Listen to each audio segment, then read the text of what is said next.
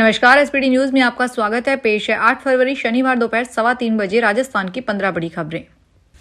दिल्ली में 27 साल बाद भाजपा की वापसी हो रही है। चुनाव आयोग के मुताबिक भाजपा को 48 सीटें मिल सकती है। वहीं आम आदमी को 22 सीटें मिलने का अनुमान है। कांग्रेस को एक भी सीट नहीं मिली है। आप के अरविंद केजरीवाल नई दिल्ली और सिसोदिया जंगपुरा सीट से चुनाव हार गए। वहीं मुख्यमंत्री आतिशी कालकाजी सीट पर चुनाव जीत गई है। इस बीच केजरीवाल को हराने वाले भाजपा उम्मीदवार प्रवेश वर्मा अमित शाह से मिलने पहुंचे। दिल्ली में भाजपा मुख्यालय पर जश्न भारी है। प्रधानमंत्री नरेंद्र मोदी शाम 7 बजे पार्टी हेडक्वार्टर पहुंचेंगे और कार्यकर्ताओं के बीच स्पीच देंगे। हाईकोर्ट एलडीसी भर्ती परीक्षा 2022 पेपर लीक मामले में एसओजी ने मास्टरमाइंड पौरव कालेर को जयपुर सेल से गिरफ्तार किया। दरअसल रिमांड पर चल रहे नो एलडीसी से पूछताछ में एसओजी को जानकारी मिली है कि पहले भी कई परीक्षाओं में पौरव ने पेपर लीक करवाए हैं। अब एसओजी पौरव और कोर्ट एलडीसी को आमने सामने बैठाकर पूछताछ करेगी। एसओजी के एडीजी वीके सिंह ने बताया कि एसओजी के रिमांड पर चल रहे नो एलडीसी को शुक्रवार को कोर्ट में पेश किया गया। कोर्ट को बताया गया कि इनके पास से मिली जानकारी का सत्यापन किया जा रहा है। इस पर कोर्ट ने सभी 9 आरोपियों को 10 फरवरी तक एसओजी के पास रिमांड पर भेजा है। डॉक्यूमेंट्री सीरीज कल्पा फेयर को लेकर विवाद बढ़ गया है। इस डॉक्यूमेंट्री में आसाराम बापू के जीवन और उनके आध्यात्मिक सफर की कहानी दिखाई गई है, जिसमें उनके ऊपर लगे आरोप और उनसे गिरने की बात की गई है। इस सीरीज के रिलीज होने के बाद आसाराम के समर्थक नाराज हो गए हैं और उन्होंने डिस्कवरी के कर्मचारियों को धमकियां दी है। डिस्कवरी के कर्मचारियों के लिए यह स्थिति काफी डरावनी बन गई है। कंपनी ने सुरक्षा के लिए वर्क फ्रॉम होम लागू किया है, जिससे कर्मचारियों को घर से काम करना पड़ रहा है। देश की वित्त मंत्री निर्मला सीतारमण आज यानी 8 फरवरी को भारतीय रिजर्व बैंक के केंद्रीय बोर्ड के साथ मीटिंग की है। इसमें उन्होंने इनकम टैक्स में दी गई राहत समेत आम बजट 2025-26 के प्रमुख प्रस्तावों के बारे में बताया। इस मीटिंग में वित्त मंत्री ने भारतीय रिजर्व बैंक बोर्ड के सदस्यों को संबोधित किया और सरकार की ओर से बजट में उठाए गए कदमों के बारे में बताया। इस मीटिंग के बाद आरबीआई गवर्नर संजय मल्होत्रा, निर्मला सीतारमण और वित्त मंत्रालय में राज्य मंत्री पंकज चौधरी ने प्रेस कॉन्फ्रेंस कर मीडिया के सवालों के जवाब दिए। अमेरिका का राष्ट्रपति बनने के बाद डोनाल्ड ट्रंप ने पूर्व राष्ट्रपति जो बाइडेन की सुरक्षा मंजूरी को लेकर बड़ा फैसला लिया है। डोनाल्ड ट्रंप ने पूर्व राष्ट्रपति बाइडेन की सुरक्षा मंजूरी को रद्द कर दिया है।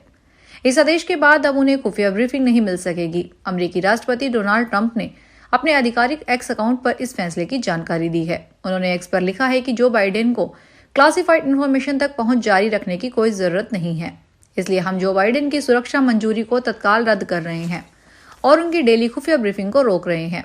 ट्रंप ने आगे कहा कि उन्होंने खुफिया समुदाय को संयुक्त राज्य अमेरिका के 45वें राष्ट्रपति को राष्ट्रीय सुरक्षा पर पहुंचने का निर्देश दिया था। दिल्ली चुनावों में रुझानों में कांग्रेस भले ही कहीं नजर नहीं आ रही है, लेकिन पार्टी के महिला संगठन की राष्ट्रीय प्रमुख व कालकाजी विधानसभा क्षेत्र से कांग्रेस उम्मीदवार अलका लांबा ने बड़ा बयान दिया है। उन्होंने कहा कि चुनाव के रुझान जो भी हो, लेकिन दिल्ली के गुनहगारों को जनता माफ नहीं करेगी। उन्होंने आम आदमी पार्टी के नेता अरविंद केजरीवाल का नाम लिए बिना ही कहा कि मैं आज सुबह सबसे पहले कालकाजी मंदिर गई हूँ। मुझे नहीं मालूम कि दिल्ली में किसका फायदा हो रहा है और किसका नुकसान हो रहा है। मुझे मालूम है कि दिल्ली के लोग दिल्ली के गुनहगार को माफ नहीं करेंगे। जिसने दिल्ली का नुकसान किया है उसका नुकसान हो रहा है, यह तय है। कांग्रेस नेता राशिद अलवी ने कहा कि हम राजनीतिक लोग हैं और गलतियां हो सकती है। दिल्ली एवं जिला क्रिकेट संघ के अध्यक्ष Rohan Jaitley Bharatiya cricket control board के अगले संयुक्त सचिव बनने की रेस में सबसे आगे हैं। दिसंबर 2024 में जय शाह के आईसीसी चेयरमैन चुने जाने के बाद देवजीत सैकिया को सचिव पद पर पदोन्नत करने के बाद से यह पद रिक्त है। बीसीसीआई ने 1 मार्च को मुंबई स्थित अपने मुख्यालय में एक विशेष आम बैठक निर्धारित की है। यहाँ संयुक्त सचिव पद के लिए चुनाव होगा। रिपोर्ट के अनुसार मैदान में अन्य उम्मीदवारों में क्रिकेट एसोसिएशन ऑफ बंगाल के पूर्व अध्यक्ष अभिषेक डालमिया और मुंबई क्रिकेट एसोसिएशन के अधिकारी संजय नाइक शामिल हैं। राजस्थान के मुख्यमंत्री भजनलाल शर्मा के कल रविवार को प्रस्तावित कोटा दौरे के दौरान कोटा शहर में बाहर आने वाले वाहनों के लिए ट्रैफिक डायवर्जन, यातायात और पार्किंग व्यवस्था में बदलाव किए गए हैं।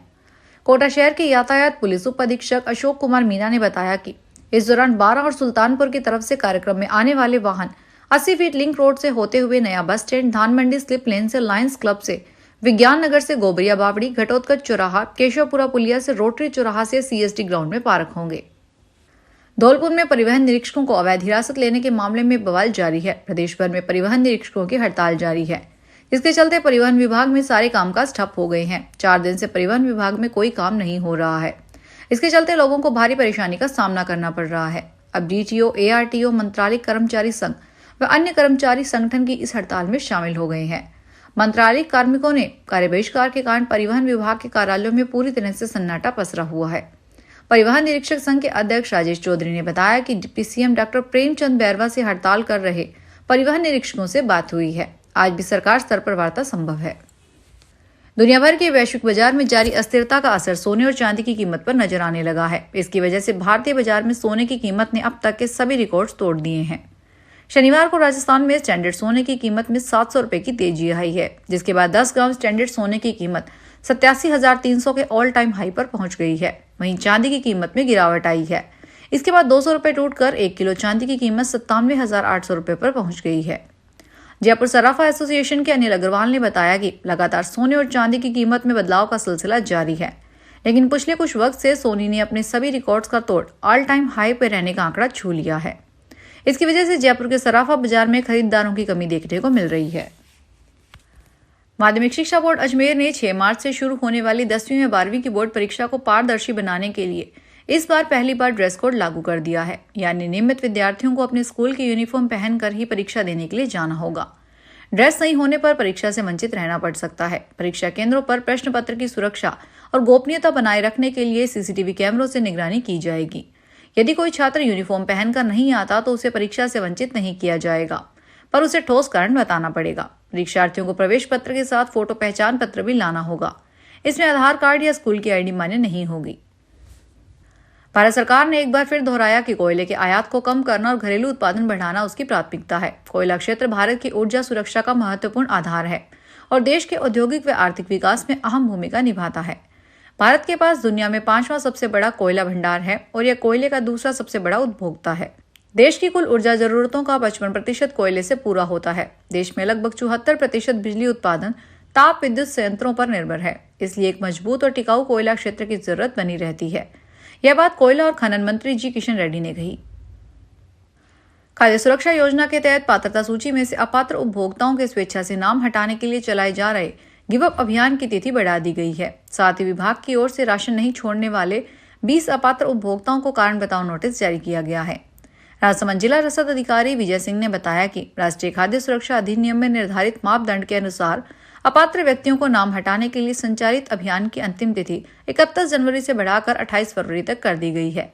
राष्ट्रीय खाद्य सुरक्षा अधिनियम में चयनित ऐसे परिवार जो निष्कासन श्रेणी में आता है, वे तुरंत संबंधित उपखंड कार्यालय अथवा जिला रसद कार्यालय में उपस्थित होकर गिव अप अभियान के तहत खाद्य सुरक्षा योजना से स्वेच्छा से नाम हटवाने के लिए प्रार्थना पत्र प्रस्तुत करता है।